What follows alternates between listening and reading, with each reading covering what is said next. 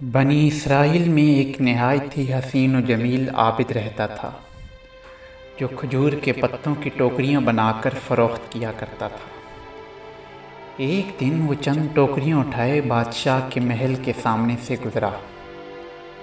بادشاہ کی کنیز نے اسے دیکھا تو اس کے حسن و جمال سے متاثر ہوئی اور ملکہ کے سامنے اس کے حسن و جمال کی تعریف کی۔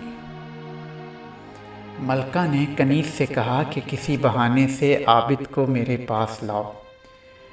کنیز نے عابد سے کہا کہ میری ملکہ تمہیں بلا رہی ہے اور وہ تم سے چند ٹوکریاں خریدنا چاہتی ہے۔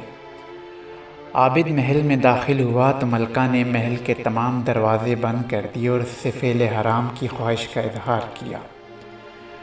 عابد نے انکار کیا تو ملکہ نے کہا، یہ کام کیے بغیر تم محل سے نہیں جا سکتے۔ جب عابد نے اپنے لیے تمام راستوں کو بند پایا تو اس نے ملکہ سے کہا کہ کیا محل کی چھت پر ایسی جگہ نہیں ہے جہاں میں ہاتھ منہ دھو لوں؟ ملکہ نے کنیز کو حکم دیا کہ پانی کا برتن لے کر اسے چھت پر لے جاؤ تاکہ یہ منہ ہاتھ صاف کر سکے۔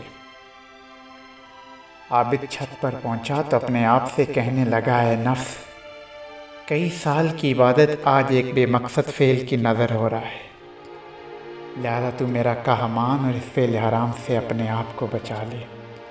پھر اس نے چھت سے زمین کا جائزہ لیا لیکن اسے ایسی کوئی چیز نظر نہ آئی کہ جسے پکڑ کر وہ زمین پر اتر سکے۔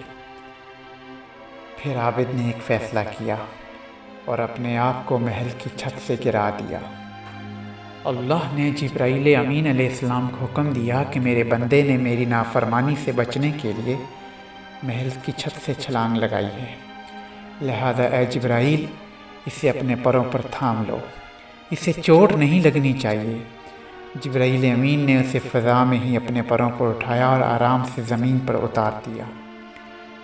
عابد کی ٹوکریاں محل میں رہ گئیں اور وہ خالی ہاتھ گھر لوٹ آیا۔ بیوی نے کہا، کچھ لائے ہو تو بازار سے جا کر آٹا لے آؤ۔ عابد نے کہا، آج مجھے کچھ بھی وصول نہیں ہوا، لیکن اس کے باوجود بھی میں چاہتا ہوں کہ ہمسایوں کو ہمارے فاقے کا علم نہیں ہونا چاہیے، لہذا تم تنور کو روشن کرو تاکہ ہمسائے یہ سمجھیں کہ ان کے گھر میں بھی روٹی پک رہی ہے۔ بیوی نے تنور روشن کیا اور شوہر کے پاس بیٹھ کر باتیں کرنے لگی۔ اسی دوران ہمسایوں میں سے ایک عورت آگ لینے کے لیے عابد کے گھر آئی۔ تنور سے آگ لی اور عابد کی بیوی سے کہا، تو عجیب عورت ہے، تنور میں روٹیاں پک کر تیار ہو چکی ہیں اور تو اپنے شوہر سے ابھی تک باتیں کر رہی ہے۔ عابد کی بیوی نے تنور میں جا کر جھانکا تو ہر طرف روٹیاں لگی ہوئی تھیں۔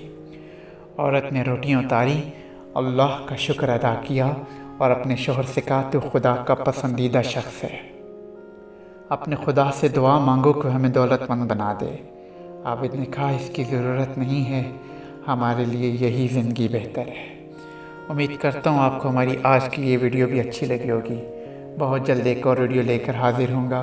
اللہ حافظ۔